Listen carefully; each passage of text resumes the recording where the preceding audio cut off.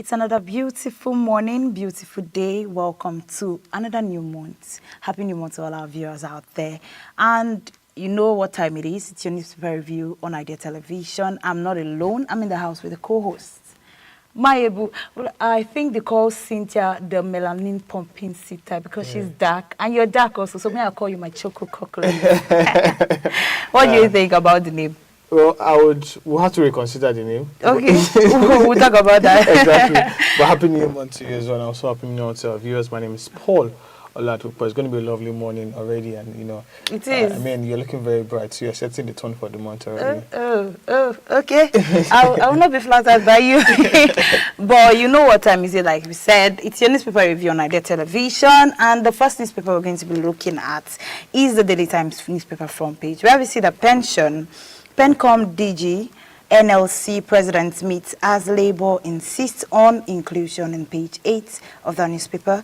Below it, we see that the U.S. closes embassies in Abuja, Lagos today in page 9. And in page 2, we see that the federal government denies Buhari's allegation, says Tinubu fair to all Nigerians. And in page 12, we see that Nigeria's broadband penetration falls to 48% 2025 target in jeopardy. We also see that the ex-IGP Aris dies at 69 in page 6 of that same newspaper. It's a very interesting one, you know, to see several news on the front page of our newspaper, but it's I guess one sad one is that of the ex-IG who died because he was a very active member, you know, even while in service, even after service, he still served as a commissioner of police, you know, so it was very interesting. And also, you didn't talk about the image of Akinwumi Adesina that's also on the page, you know, is one of those good guys that we have here in Nigeria, and he has represented us for the past 8 years, I guess, at the African Development Bank, and now his term is coming to a wrap. And it's really amazing, and I really want to know what's going to be doing next in the coming years. And also we see the story of PENCOM and also the DJ of PENCOM and also NLC meeting together, you know, trying to, you know, how will I say it now, meet an agreement basically, because there has been a lot of distrust. I mean, both of them. And now we're seeing them that coming together to meet and also try to look out for possible expansion and also inclusion and all of that. But it's very interesting to see. I guess quickly we'll move on to the next newspaper this morning, which is the Nigerian Tribune. We see here on page 6 that Union Bank completes merger with Titan Trust Bank. That's on page 6. And on page 3, we see why it is risky for PDP to field Jonathan and Obi. That's what Kiyamo, the aviation minister, is saying this morning on page 3. Also on page 3, we also see the repeat of the news of the passing away of the ex-IGP police inspector. And also on page 5 and also 30, we see the news of the 4.8 billion railway earning threatened as Abuja, Kaduna, Warri Itakpe halt train services. Minister rules out sabotage in Abuja Kaduna derailment, as on page 5 and also page 30. And on page 4, we see here that it is not right for Obi Amechi to promise to serve one term. That is what Erufa is saying. Says, I don't think anyone believes them. And also, it says that ADC hasn't taken position. Tinubu cannot win on first ballot. That's what Erufa is saying. Meanwhile, on page 3 on our health is saying that getting a bad night's sleep 3 consecutive days raises heart disease risk, says study. And also the big story here on page 4 says that no region playing second fiddle, none ignore. That's what federal government is saying. Alleges distortion of facts and figures, says verifiable data shows Northwest as biggest beneficiary of projects, and also it goes down to list each project locations and also the cost of each of these projects. And you know, it's really amazing to see all of these stories. But the one that I'd love to talk about quickly is that on you know, federal government sidelining some certain regions. And I guess obviously not. It's not what it is, because even this government has also inaugurated several regional development commissions to ensure that development is spread across the country. So it's not just concentrated to a certain part. And in fact, according to the records here, it shows that Northwest has about 5.9 trillion, with over 40% of approval. South 2.4 trillion naira, while North Central 1.3 trillion naira. Southeast is about 407 billion naira. Northeast 400 billion, while Southwest, excluding Lagos, is 604 billion naira. But I really want to know why Lagos was excluded from the Southwest, however. But I mean, all of the development commissions are doing their work. I think the Southwest just swept into action, I think, sometimes last week. So we're expecting more development across all sectors. It's not just concentrated on one side. I mean, the North Development Commissions has been in existence for a very long time now. So, and they are obviously working. So all of these claims are probably just false, and also just like federal government has said, misquoting of figures, basically. For me, I feel like, the Northwest, actually, people look at this particular allocation to have a problem because they feel like the political stand of Tinubu in the Northwest is very strong, and they feel like he is trying to play a political game there. Yeah. But if you look at it very well, when we're talking about Lagos, I see Lagos as a state that, yes, in as much as innovation is constant, Lagos to an extent has been innovated. Yeah. We must look at other states that has not been. And I think that's the major reason why the president did this, or the federal government actually made this allocation in that way. Now, they were making it based on the states who have not really been, how would I say this? The state that has not really received infrastructural development. Yes. So they are trying to make sure that every state in Nigeria, you can look at those states at the end of the day and be like, yes, there's job creation in these states. Instead of running from one state to another because of job opportunities or infrastructural development and all of that. But like I said, on the stand of the federal government, I understand what they're saying, but because Tinubu's political hold in that north. There also talks about how Tinubu has invested so much in Lagos since he attained power, but there is no critical evidence to back that up either way. But Lagos has known to fight for himself for the longest of period of time, even since when Tinubu was governor yet in Lagos. So it's just interesting to see all of this. Without any aid, Lagos has been one of the states when it comes to technology improvement and every other aspect. And that's why I think more of the population is going to Lagos. So I think that's another way of reducing population in Lagos. If people can find job opportunities in Kaduna, in other states, it's possible. Okay, we're moving to the Punch newspaper front page, where we see that Rep denies alleged planned shutdown with speaker in page 8, and we see beside it that the Northwest lead in FEC projects with 5.97 trillion naira. Federal government has come out to say. We also see the big headline that Atiku demands annulment as Wike reset control in page 2. Beneath it, we see that Union Bank of Nigeria complete merger with Titan Trust Bank. Now moving into the major story, we see in the Punch newspaper front page that the budget of Office of Federation was disclosed. I think that was the major story we took just now. Yeah. And we're talking about the Northeast and the Northwest central budgeting and all of that. And technically, we've already said. But we want to hear the comments of the people. What do you think? Is this a political game? Or do you think the budgeting was done right based on the fact that allocation and job opportunity and infrastructure should reach every other area in Nigeria? I mean, it's called breakfast for a reason and it should touch everybody. So it should spread across everywhere. It shouldn't just be concentrated on a place. But another interesting one is the one that's been in the news since Friday. That's the news of Rivers State local government polls. And, it's from the discussion of the legality of the election in the first place.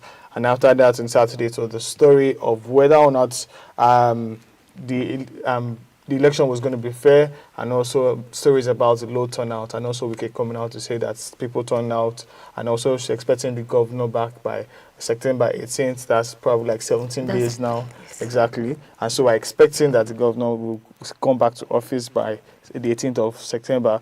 And also, now again yesterday, with the release of the results, as APC cleared about 20 local governments in Rivers State, and PDP only claiming 3, there are talks about, in most local governments in Rivers, there is the first time of PDP clearing a seat there, and it is very shocking to people, however. And also now we see the former presidential aspirant candidate, Atiku, talking about this particular polls should be annulled. And again, because it doesn't really have constitutional backing, because it's expected that it should be, the main talk is basically that someone who was not democratically elected shouldn't carry out any democratic exercise.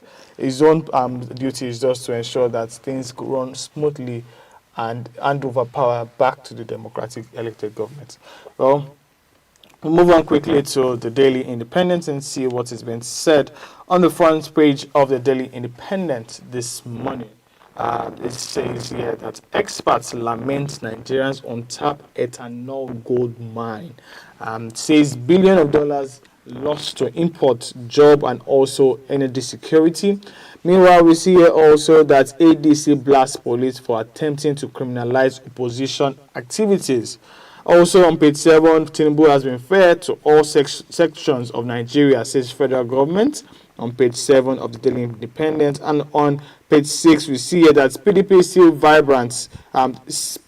vibrant force even in opposition as they celebrate their 27th anniversary. And on page 6 we see here that River local government polls awful absurdity, travesty to elective democracy. That is what Atiku is saying, just as APC wins 20 local governments and also areas, and also PDP claims just 3 in Rivers State. And on page 29, Minister hints on linking Abuja to Warri Ajaokuta train services as NRC debunks sabotage in Abuja Kaduna train derailment. And on the big story here, we see that pension fund investments may double over alternative options. And finally, we see that the loan defaults bite as headwinds threatens banks' profitability. Quickly, I'd just love to talk about the story on the train service there at between linking Abuja down to Warri. I mean, it's going to be a good one, and also open opportunities to states across that particular line, and also it would open developments and also increase revenue of both sides, of both sides of the world, and it would probably might even reduce the cost of some food items, and also might lead to food being secure exactly in some of these regions, because already now we have a connecting train from Abuja down to Kaduna. So basically food can come from Kaduna down to Abuja and then find his way down to Warri in just a little short time, and also spending little or nothing at all. I give it to the Tinubu's regime, President Bola Ahmed Tinubu's regime, when it comes to road and transportation development. He has done a lot when it comes to transportation development, road, rails, and all of that. He has actually contributed perfectly well. Yes. If you notice it, since he came into office, so many roads that were not completed are now completed. Here in Abuja, we can say, then Kogi, the road going to Kogi, leading from Kogi, and all of that. And now train. If this can actually be one of the most effective transportation method in Nigeria, it makes a lot of things easy. Exactly. It makes a lot of things easy. It makes traveling easier. Some people like us that really do not like road travels because of the long hours. I think train is way faster than moving with cars and all of that. So we would consider flights because of maybe the distance is quite not as farther as other states or going outside. I mean, even the cost of flights now is actually probably like times 4, times 5 of what it used to be 10 years ago about. So this is more affordable. Exactly. This is more affordable, more yes. easier, quick. So yes, of course, like I said, I applaud him. Every president has their own what will I say, infrastructural development. Yeah, things that they focus on. Yes, things that they take personal, basically. Personally, I feel like I said, it's a good thing. You're trying. The man is trying. Exactly. Leave it for him. Okay, we're moving into our tech news info. We see that Australia faces challenge with self-based age check, 14 social media ban. An Australian government commission report has raised concerns about reliability to self-based age verification software ahead of the planned social media ban for teenagers. The ban, scheduled to take effect in December 2025, will prevent users under 16 accessing platforms such as Instagram, YouTube, and the reports published on Monday, this morning, found that while photo-based age and emission technology is generally fast, accurate, and privacy conscious, it shows troubling inconsistency for some groups, and users close to the age threshold of 16 were flagged as most affected. That's to show that this is effective already. But the problem we see in this is that this particular system reveals not for everyone. Now it has been more effective with quotation users, but people that are not quotation users, we've seen that they've had issues with flagging users below the age of 16. So my question is, what really happened? Did they actually create this particular technology for just quotation users? And knowing that it's not only quotation users that use the YouTube, we also need that ban for our children. So if they would do that, they should spread it across. If that ban, I think more of the things we've been talking about since last week and the previous week before now, is the ban for the users below age 16, because of the contents that go around and how these users make use of this particular social media platform. Yes, we know we have the YouTube Kids. That's for kids, the children that I think would stop at the age of 8 and would not want to get involved in that anymore. What happens to the children at the age of 9 and above to 16, and contents that are not supposed to be seen by these particular children? So those ones too are looking at their mental state. But like I said, Australia, it's nice, but can we see this go beyond quotation users? Exactly. It shouldn't just be in just Australia, however, but you see another issue again that is being faced, right? So the variations, because there are some persons that have, in quotes, baby face. And so, and there is no way, there's no obvious way to actually detect something like that. And that's what is a media researcher in the University of Sydney is saying. That is Justin Humphrey, who said also in this report that it seems like there are a lot of variation in accuracy. So meaning that the software might see your face and say that you're 15, while actually you are above 15, basically. So when you said the software might see my face, yeah, maybe you look at 15.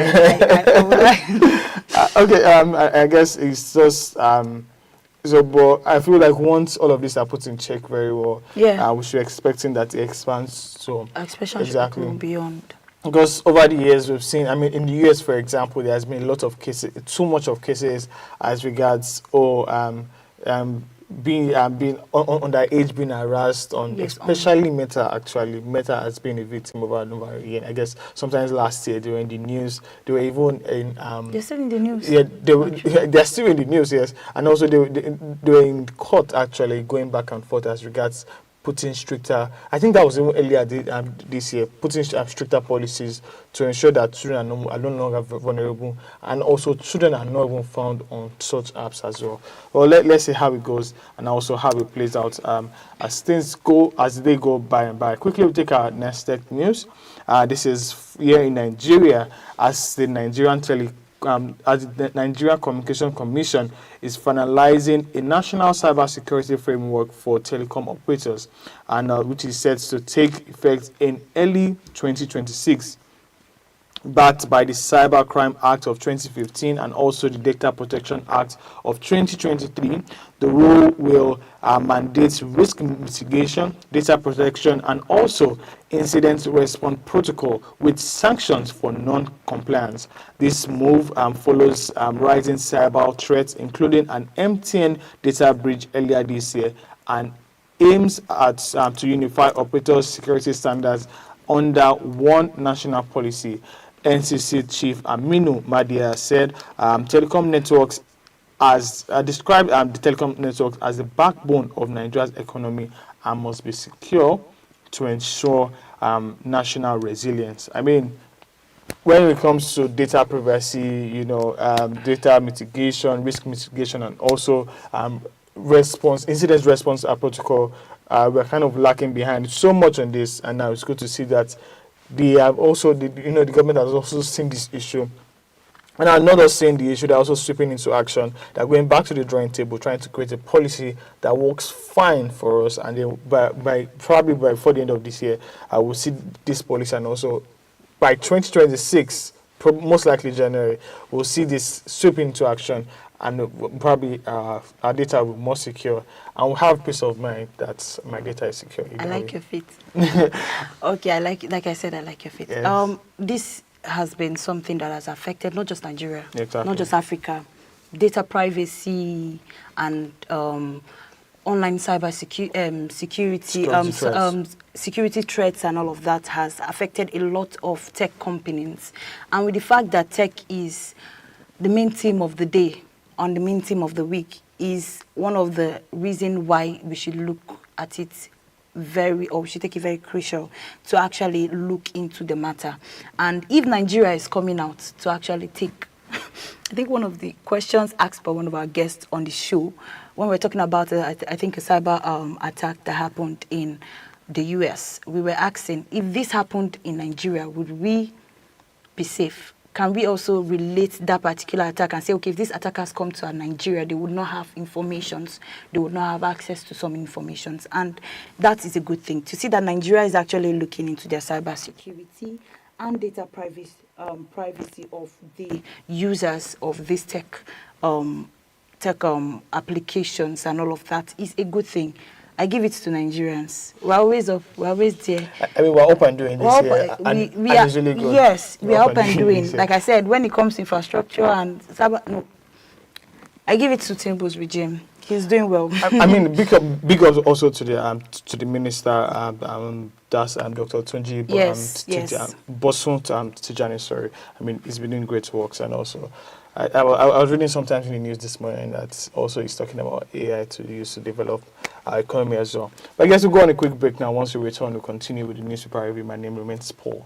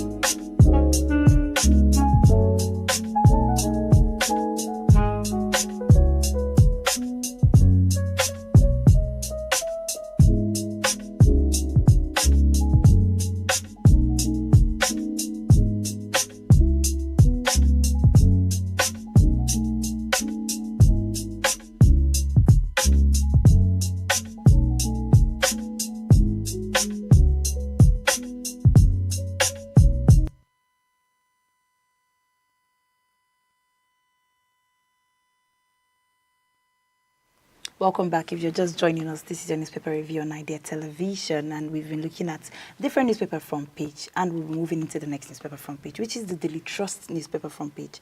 We see that 69 days after launch, farmers await federal government's tractors on page 3 and 4 of that newspaper, we also see that security says why I am pushing for official adoption of non-chaotic approach. Senator Babu has come out to say. We also see, and into that full story of the 69 days after launch, farmers, federal government has not been able to give the farmers their tractors or access to these tractors, because I heard that the tractors has actually been made available to these farmers, but they've not been able to get to the farmers themselves. And so many farmers are coming out to say these are the things, or these are the kind of situations we face in agriculture. And that's the reason why agriculture in Nigeria is slower than it's supposed, slower than it's supposed to be. Even if it's going to be slow movement, it's not supposed to be this slow. But let's not take conclusion on that. Let's look at the main story. We see that 69 days after the federal government launched 2,000 tractors and other farm implements, they are yet to reach the farmers. The equipment procured under the President Bola Ahmed Tinubu's Renewed Hope agenda was aimed to boost mechanized farming and reduce food inflation. We also see that the tractors and implements are supplied in collaboration with the Trade and DMCC, as well as the Belarus, were launched on June 24, 2025. With promises to support smallholder farmers nationwide, Farmers Group have expressed their outrage, warning that the ongoing wet season is slipping away without access to machineries. Yes, like we were saying, farmers are saying this is our season of farming, and yet these tractors are still being held. Is it during the dry season we'll get these tractors? The tractors are important as they are in the dry season. They are also important, very important, because this is the season where agriculture is made easy and better. And I think so many food supplies in Nigeria, as we plant, comes in the rainy season more than the dry season and every other season. So farmers are asking the government, we heard that these tractors have been provided. Why is it not reaching us? It's backstory a bit. It's the story also there from June 12th. That's the Democracy Day, where President Bola Ahmed Tinubu at the National House Assembly, made a speech, and in that speech he said, "We are making agriculture more sexy by providing tractors."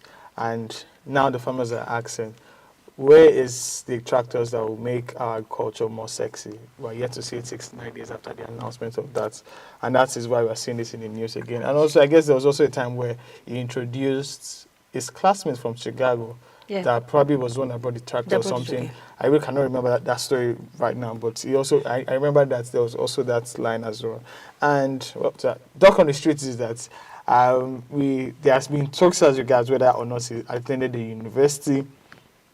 And now the classmates was around with tractors, and now we have not seen the tractors again. And then, is he really sure that was a classmate? Did he really attend the university? And also, where are our tractors at the end of the day?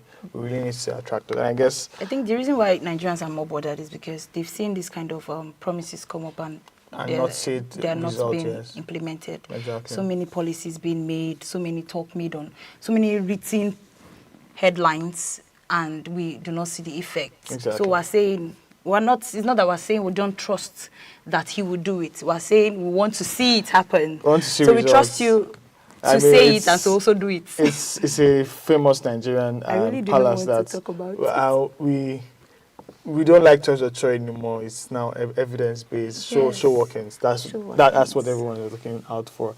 So we want to see workings from Mr. President. Also want to see our agriculture more sexy. Let's move on now to the Nigerian News Direct front page this morning, where we see on page 18 mixed reactions as APC sweeps Rivers local government polls. That's on page 18. And also we see on page 17 that Jonathan's candidacy posed risk of PDP having no candidates, says Keyamo.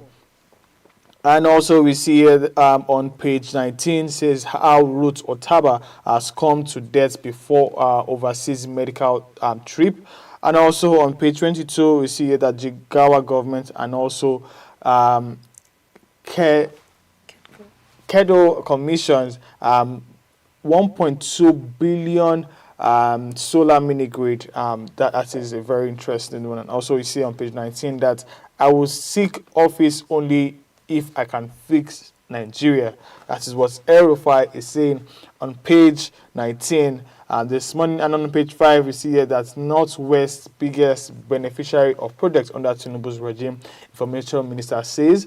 And also, while Lagos, Abuja deserve more investment, cannot be ignored.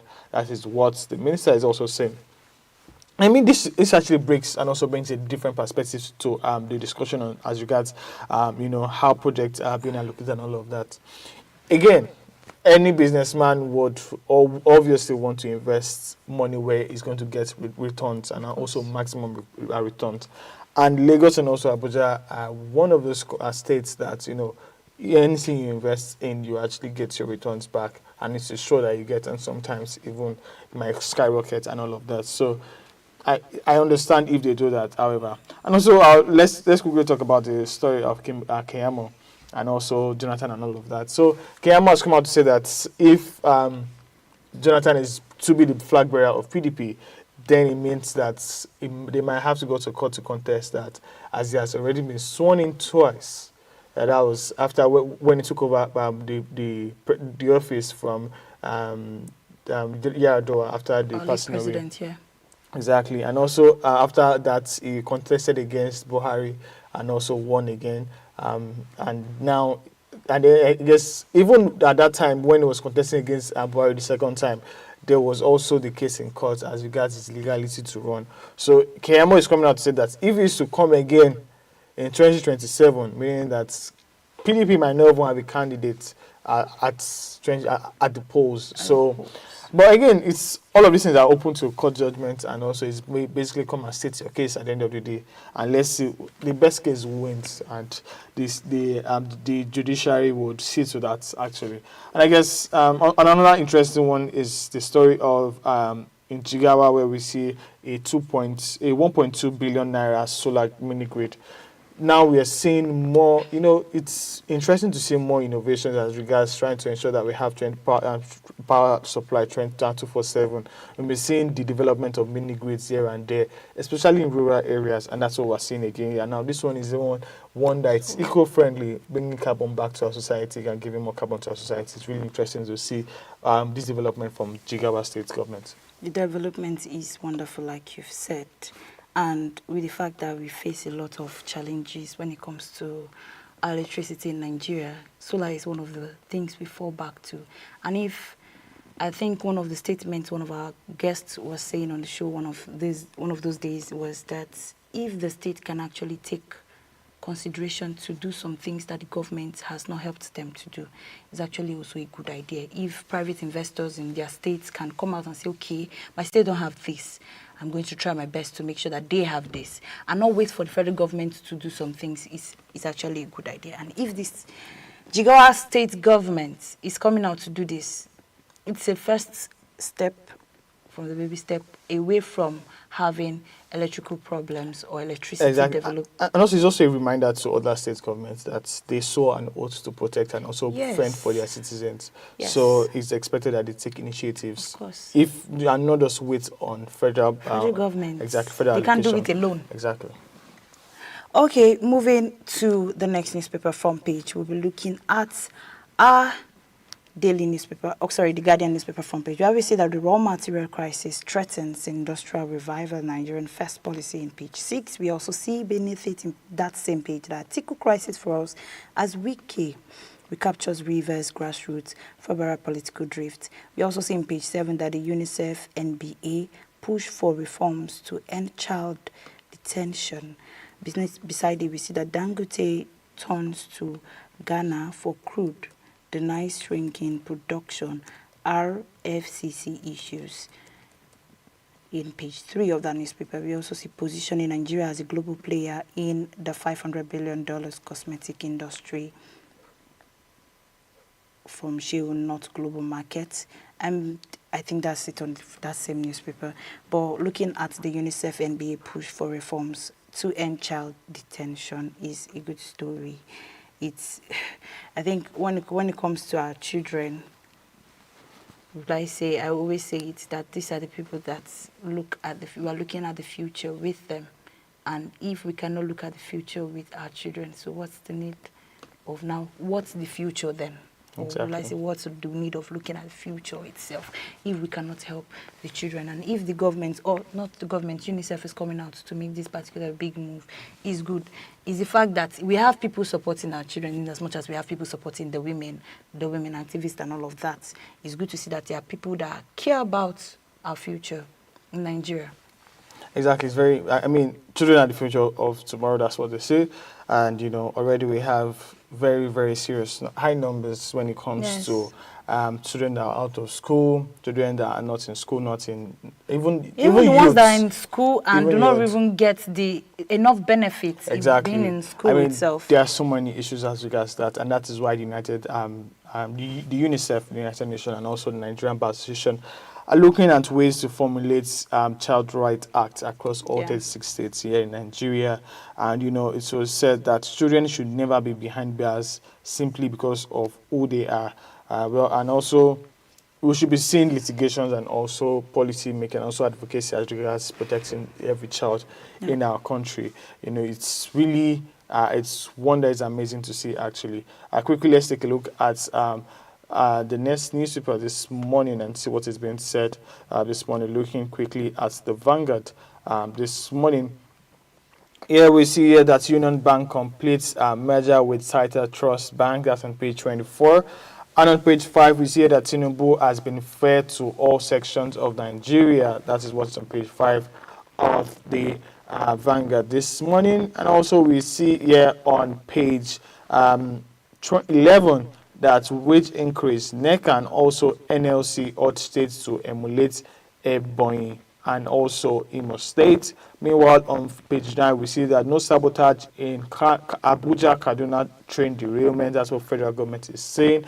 And also, Festo Keyamo wants PDP against fielding Jonathan and Obi in 2027 election. That's on page 8. APC sweeps 20 councils as PDP takes us 3. And also, Wiki Hills exercise and Atiku rejects result of the polls. That's on page 12 of the Vanguard. And the big story here says that fuel consumption down by 28%. IPAM, that's the independent marketers, grown. That's on page 23 of the Vanguard this morning. Well, I think I'll just speak because we are running out of time, and so I'll just briefly talk about the petrol consumption here in Nigeria. You know, over the weekend as well, we mentioned how you know, cost the amount being used to purchase fuel has also dropped as well, and also this is also another indication on that. You know, power supply has been stable kind of in most regions of Nigeria, and so one of the ways we try to usually would supplement for that, that's looking at 5 years ago, was running on generators, basically using diesels and all of that. And so now we're seeing that there's a reduction in petrol consumption, which is very obvious. It means that something is working right already in the country, and we just hope that that thing is sustained and we don't see collapse in that particular thing again. We always look at sustenance when it comes to any policy made in Nigeria. We'll be taking our last news from the Daily Times newspaper. That U.S. Embassy consulate in Nigeria closed September 1 for Labor Day. In the routine of holiday observance, today the U.S. marks their Labor Day, and due to this observance, the United States Embassy in Abuja will be closed. But the U.S. mission has reminded the public that essential service will remain available through emergency contacts, while regular consular services will resume the following day. So we say happy Labor Day to every United States citizen. I mean, it's a public holiday for them there, and also so those that work for them as well have the right to their own public holiday as well. So they should take the day off, and we'll resume tomorrow. We really resume tomorrow. Okay, so we've come to close of our newspaper review on Idea Television. Do well to stay tuned, even as we'll be bringing you the next beautiful program on Idea Morning Digest, and also do well to follow us on all social media platforms on Idea Television, and click like, try to comment, and follow for more information. I am Jacobs Deborah, and I've been with My name is Paul Oladkupo, and it's been a wonderful day with you, and also a good way to start the month. Top of the month to you. Good morning. So we say bye for now, but remember, stay informed, stay safe.